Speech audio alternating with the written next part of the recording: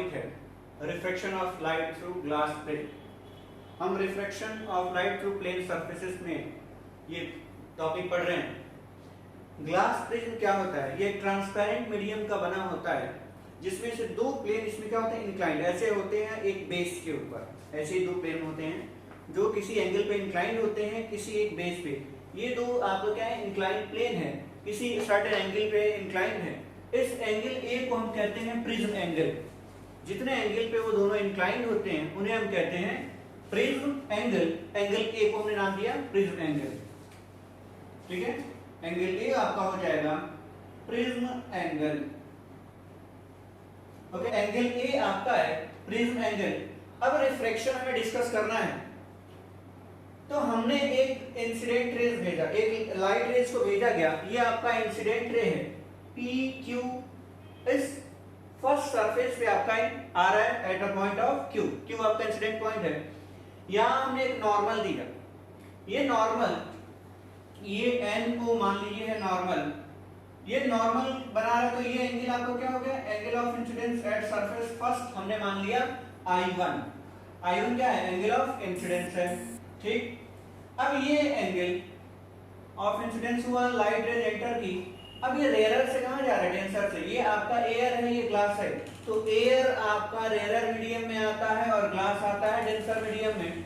तो light rays rarer से denser medium में एंटर कर रही है तो नॉर्मल की तरफ बेंड हो रही है। ये आपका नॉर्मल है, ये नॉर्मल की तरफ आया तो ये एंगल आपका क्या हो जाएगा, देखिए ये एंगल आपका हो जाएगा R1। हमने कहा एंगल ऑफ रिफ्रैक्शन R1 हो गया। ओके, अब ये लाइट रेज प्रोपेगेट करते हुए चली गई पॉइंट R तक। अगेन एक सरफेस मिल रहा है, फिर से रिफ्रैक्शन होगा, इस बार डेंसर से रेयरर में होगा। ये हमने नॉर्मल दिया तो ये एक एंगल बन रहा है और यहाँ ये एक एंगल बन रहा है। इसको हमने नाम दे दिया I2 और इसको नाम दे दिया R2। I2 हो गया एंगल ऑफ इमर्जेंट। I2 हम नाम दे रहे हैं, I2 को दिए angle of emergent. Angle of emergent हो गया। एंगल I1 हो गया angle of incidence. And angle R1 आपका हो गया रिफ्रैक्टेड एंगल। तो ये आपके एंगल्स मिले। अब ये जो इंसिडेंट रे है, अगर डेविएशन नहीं होता तो ये सीधे निकल करके चली जाती है इधर की तरफ, कोई दिक्कत नहीं होता, यहां निकल गई। इसको हमने नाम दे दिया टी। ठीक, ऐसे टी की तरफ आगे बढ़ता जाता। लेकिन क्योंकि रिफ्रैक्शन हो रहा है, डेविएट हो गई लाइट, डेविएट होकर के हमें कहां मिला, ये इमर्जेंट रे मिला। ये लाइट इमर्जेंट इमर्ज होकर के बाहर की तरफ निकल रही है। तो जो एक्चुअल डेविएशन है, ये लाइट यहां थी और मिल जा रही है हमें यहां पे डेविएट होकर के। इसको हम कहते हैं एंगल ऑफ डेविएशन डेल्टा। तो डेल्टा को हमने कहा एंगल ऑफ डेविएशन। यहां तक हमें मिल चुका है। तो प्रिज्म में जब भी लाइट एंटर करेगी उनमें रिफ्रैक्शन होगा। दो सरफेसेस पे रिफ्रैक्शन हो रहा है, दो इंटरफेस मिल रहे हैं, एक बार रेयरर से डेंसर, फिर डेंसर से रेयरर की तरफ। अब हमें ये कैलकुलेट करना होता है कि जो डेविएशन है ये कितना होगा। कोई प्रिज्म दे रखा है जिसका एंगल ऑफ प्रिज्म ये है, तो ये कितना ज्यादा डेविएट करेगा किसी भी लाइट को। तो हमारा इसमें डिस्कस कर रहे हैं, फॉर्मूला निकाल रहे हैं डेविएशन ऑफ बाय प्रिज्म या deviation of light in prism. Prism में जो लाइट का डेविएशन हो रहा है, डेविएशन बाय करते रहे, deviation by light in prism. यहां देखिए आपके पास क्या दे रखा है, ये R1 है। हम ये एंगल निकाल सकते हैं, ये वाला, ये एंगल भी निकाल सकते हैं, ये एंगल भी निकाल सकते हैं। एंड हम क्या कर रहे हैं, हम ये एंगल भी निकाल सकते हैं, ये एंगल भी निकाल सकते हैं। डेविएशन की बात करें तो ये डेविएशन, लेकिन इस ट्रायंगल में इसको नाम दे रहे हैं P, सॉरी इसको हम नाम दे दिए S। S तो ऑलरेडी है, कोई और नाम दे देते हैं, M नाम दे रहे हैं। ठीक है, M। तो ये MQR in triangle MQR delta क्या है? Delta is the exterior angle. इस ट्रायंगल का डेल्टा क्या है? एक्सटीरियर एंगल है। तो एक्सटीरियर एंगल क्या होता है? सम ऑफ अपोजिट इंटीरियर एंगल्स। ये दोनों इसके अपोजिट इंटीरियर एंगल्स हैं, तो इनका सम हो जाएगा। इनका नाम क्या हो जाएगा? M Q R. M Q R plus M R Q. M R Q, इन दोनों का सम होगा। ठीक, अब देखिए एम आर क्यू कितना होगा, ये एंगल कितना होगा। अगर यहां देखिए ये पूरा का पूरा एंगल I1 है, इन दोनों को हम आगे की तरफ बढ़ा रहे हैं और इसे आगे की तरफ बढ़ा रहे हैं, तो ये पूरा एंगल, ये पूरा का पूरा एंगल क्या होना चाहिए? I1 के बराबर होना चाहिए, वर्टिकली अपोजिट एंगल्स, ये पूरा एंगल। तो अब ये R1 पता है, तो ये कितना होगा? I1 माइनस R1, यानी इस एंगल की वैल्यू आपकी हो जाएगी I1 माइनस R1, और ये एंगल हो जाएगा आपका I2 माइनस R2। यही प्रॉपर्टी दोनों में लगा रहे हैं, वर्टिकली अपोजिट एंगल्स इक्वल होते हैं। तो यहां पे इस एंगल की वैल्यू कितनी हो गई? देखिए डेल्टा की वैल्यू हो गई आपकी I1 minus R1 plus I2 minus R2, ये हमें मिला एंगल। इसको थोड़ा सिस्टमेटिक रीअरेंज कर दें तो क्या हो जाएगा? I1 plus I2 minus bracket में क्या हो जाएगा? R1 plus R2। ये हमें एंगल ऑफ डेविएशन अभी मिल रहा है, इसको हम आगे की तरफ करेंगे प्रिज्म एंगल के फॉर्म में। यहां तो हमें I और R के टर्म में मिल रहा है। ओके, अब आ जाइए इस पूरे ट्रायंगल क्वाड्रिलेटरल में। आपको क्वाड्रिलेटरल दिख रहा होगा AQOR। इन क्वाड्रिलेटरल क्या है? AQOR। AQOR क्वाड्रिलेटरल की प्रॉपर्टी क्या होती है कि sum of all interior angles will be equal to 360 degree. तो एंगल की बात कर लें, ये चार एंगल आपको मिलेंगे, इनका सम कितना होना चाहिए? 360 होना चाहिए। तो लिखिए एंगल A प्लस इसकी value plus AQO, angle AQO plus angle क्या हो जाएगा? ARO, angle ARO plus angle O, ये वाला एंगल, एंगल O कितने के बराबर हो गया? 360 डिग्री के बराबर हो गया आपका। अब यहां देखिए AQO और ARO दोनों 90 डिग्री हैं। हम कह सकते हैं also angle AQO equals to angle ARO equals to 90 degree. ये क्यों कह रहे हैं 90 डिग्री? क्योंकि ये नॉर्मल है, हमने ऑलरेडी परपेंडिकुलर यहाँ पे ड्रॉ किया हुआ है, तो ये एंगल 90 है, तो ये भी एंगल क्या हो गया? 90 डिग्री। तो कह सकते हैं यहाँ पे इसका सम कितना हो गया? 90 प्लस 90 180 डिग्री हो जाएगा। तो हम लिख सकते हैं angle A plus angle Q, इनका सम तो देखिए plus 90 degree equals to 360 degree.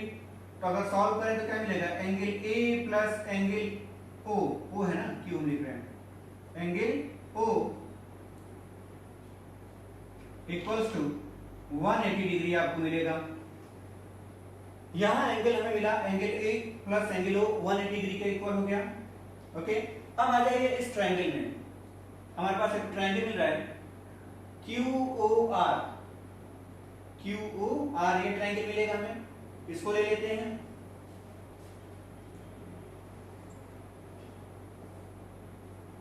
In triangle QOR में आपको क्या मिलेगा? देखिए R1 plus R2 plus angle O 180 degree होगा। ट्रायंगल के इंटीरियर एंगल्स का सम 180 होता है, तो लिख सकते हैं angle R1 plus angle R2 plus angle O equals to 180 degree, ये मिलेगा। अब यहां देखिए इस इक्वेशन में एंगल O और A 180 डिग्री है, तो वहां पे अगर हम ले जाएं एंगल O की वैल्यू पुट करें तो कुछ वैल्यू हमें मिलेगा। यहां कर दीजिए और यहां कर सकते हैं ना, angle O equals to 180 minus angle A, ये हमें मिल सकता है दूसरे एंगल से, तो दूसरे इक्वेशन से। तो दूसरे इक्वेशन से वहां पे पुट करते हैं इक्वेशन थर्ड में, ये कर देते हैं इक्वेशन थर्ड। तो लिखेंगे from equation second and third हमें क्या मिलेगा? Angle R1 plus angle R2 plus angle O की वैल्यू कर दें 180 minus angle A, 180 minus angle A equals to 180 degree. ये आपका कैंसिल हो गया, क्या हो जाएगा angle R1 plus angle R2 equals to angle A, ये मिला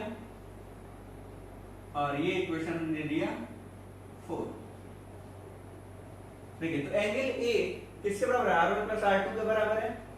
अब इक्वेशन 1 में आइए, R1 प्लस R2 यहां दे रखा है आपका, यहां पुट कर सकते हैं एंगल ए। तो कंपेयरिंग इक्वेशन 1 एंड 4, 1 एंड 4 को कंपेयर करा रहे हैं। देखिए तो यहाँ R1 प्लस R2 की वैल्यू क्या हो सकती है, ए हो सकती है। तो लिखिए angle of deviation delta will be equals to I1 plus I2 minus क्या कर सकते हैं एंगल ए, ये हटा दे रहे हैं। तो डेल्टा कितना हो गया I1 प्लस I2 माइनस ए के बराबर हो गया। और हम ऐसे लिख सकते हैं delta plus A equals to I1 plus I2। तो ये आपका हो गया क्या डेविएशन का एंगल।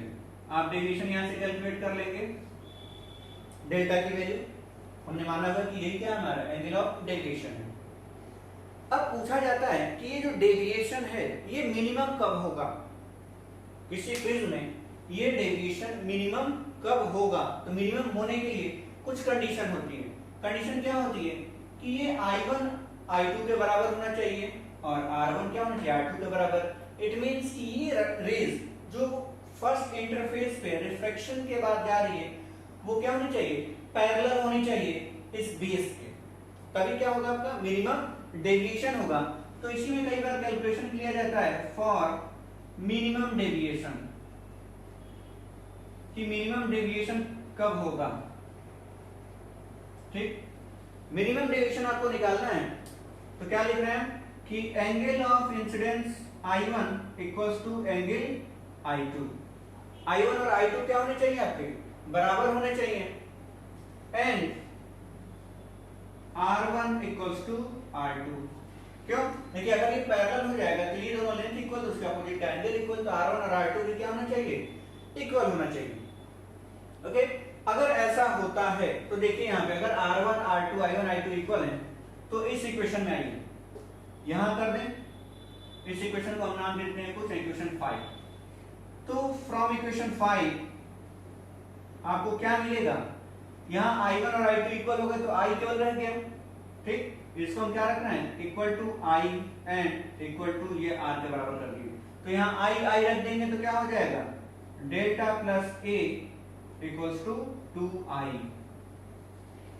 ये मिलेगा डेविएशन के लिए delta plus I equals to 2I। यहां भी कह सकते हैं I equals to delta plus A by 2, ये मिला यानी एंगल ऑफ इंसिडेंस। दूसरा केस करें R1 और R2 ले लें। देखिए R1 और R2 का एक इक्वेशन बना था हमारे पास, यहाँ इक्वेशन 4 में देखिए तो लिख सकते हैं फ्रॉम इक्वेशन 4, इक्वेशन 4 से अगर आप कंपेयर करें R1 R2 R के बराबर रख रहे हैं तो क्या हो जाएगा, ये R और R तो कितना हो जाएगा, लिख सकते हैं 2R equals to angle A और R equals to angle R कितना हो जाएगा A बाई 2। R की वैल्यू कितनी हो गई A बाई 2 के बराबर, ये एंगल हो गया आपका। तो हमें यहाँ एंगल ऑफ रिफ्रैक्शन भी मिला और एंगल ऑफ इंसिडेंस भी मिल गया। अगर ये कंडीशन सेटिस्फाई हो रहा है, देखिए दोनों बार हम बात कर रहे हैं प्रिज्म एंगल आ रहा है हर बार, तो प्रिज्म एंगल से ही डिसाइड हो रहा है कि डेविएशन कितना होगा। ठीक है, angle of incidence minimum deviation के लिए और angle of refraction minimum deviation के लिए क्या हो रहा है, यहां तक हो रहा है। अगर इसी में अगर आपसे पूछ ले कि relation between refractive index for minimum deviation के लिए रिफ्रैक्टिव इंडेक्स कितना होना चाहिए, तो आप निकाल सकते हैं रिफ्रैक्टिव इंडेक्स। कैसे निकालेंगे, sine I upon sine R कर सकते हैं। देखिए अगर हम यहां ध्यान दें तो म्यू की वैल्यू कितनी हो जाएगी, sine I upon sine R, और ये कितना हो जाएगा साइन I की वैल्यू हमने कितना निकाला है डेल्टा प्लस A बाई 2 और साइन a/2। तो ये एक क्वेश्चन ये भी आ जाता है कि रिफ्रैक्टिव इंडेक्स कितना होना चाहिए प्रिज्म का, तो रिफ्रैक्टिव इंडेक्स भी हम निकाल देंगे फॉर मिनिमम डेविएशन। ये कंडीशन किसके लिए लेके जा रहे हैं, मिनिमम डेविएशन का कंडीशन है। बाकी ये नॉर्मल डेविएशन के लिए फॉर्मूला यहां तक हमने लाया प्रिज्म के थ्रू। ये सारा डिटेल था प्रिज्म का, हमने बनाया डायग्राम। अब देखिए यहां पे आपको क्या क्या समझ में आया, ये पॉइंट समझ में आया कि जब भी कोई लाइट रेज प्रिज्म से पास होगी तो डेविएट होगी। ठीक, कितना डेविएट होगी, हमने ये कंडीशन ये निकाल दिया कि इतना डेविएट होगी। किस पे डिपेंड कर रहा है, angle of incidence and angle of emergent plus prism angle, इस पे डिपेंड कर रहा है। कब मिनिमम होगा, तो उसके लिए हमने क्या क्राइटेरिया कहा कि I1 I2 बराबर होना चाहिए I के बराबर, और R1 R2 हमने कह दिया कि दोनों एंगल्स क्या होने चाहिए, बराबर होने चाहिए। I1 और I2 एंड R1 और R2 बराबर होने चाहिए। फिर वहां से हमने मिनिमम डेविएशन के लिए एंगल ऑफ इंसिडेंस और एंगल ऑफ रिफ्रैक्शन को कैलकुलेट किया कितना हुआ, और लास्ट में क्या निकला, रिफ्रैक्टिव इंडेक्स अगर आप निकाल रहे हैं ग्लास प्रिज्म का तो ये फॉर्मूला हुआ आपका। ओके, तो आज के लिए इतना ही। Thank you.